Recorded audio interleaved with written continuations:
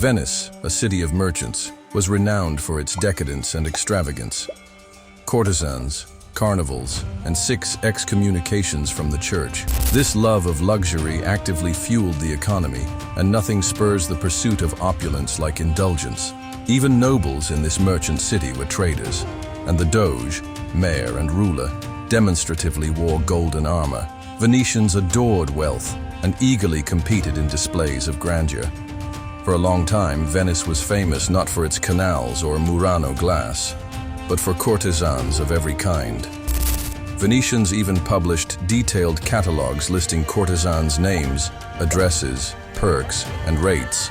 Catalogo di tutte le principali et più onorate cortigiane di Venezia, a list of all principal and most honored courtesans of Venice.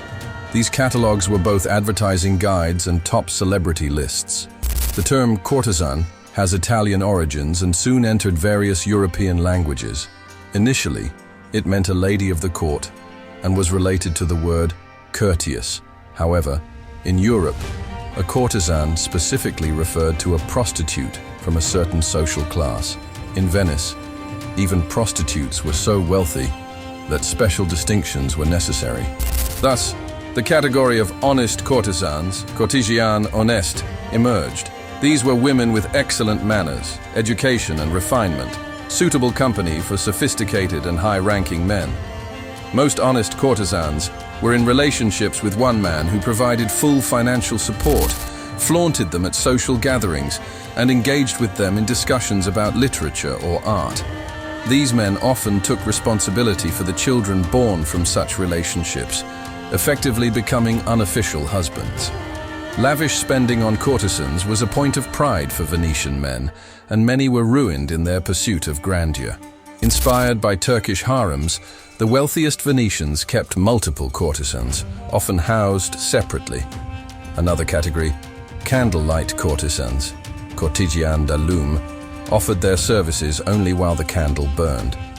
Like their medieval predecessors, these courtesans lived and worked in designated districts, limiting their activities to providing sexual services.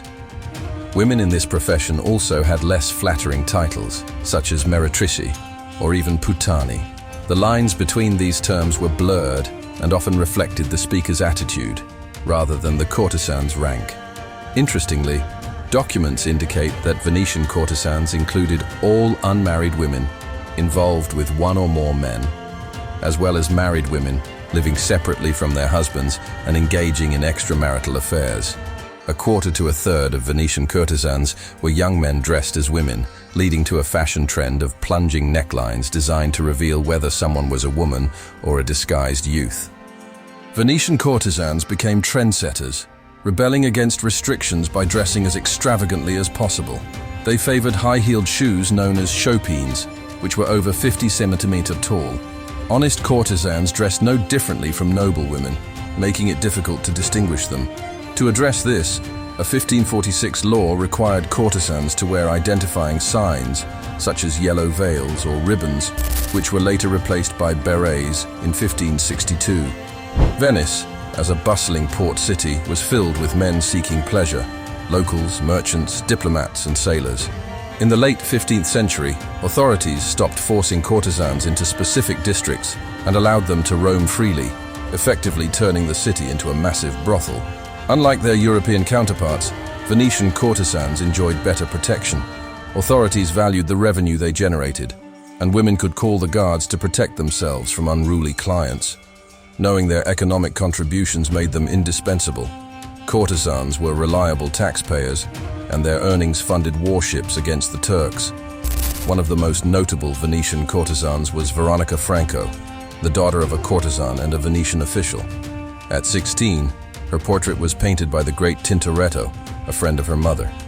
By 20, Veronica was listed among the honest courtesans. She was well educated, wrote poetry, and counted aristocrats and merchants among her friends. Veronica's unique position allowed her to advocate for women's rights, publishing poems urging women to stand up for themselves.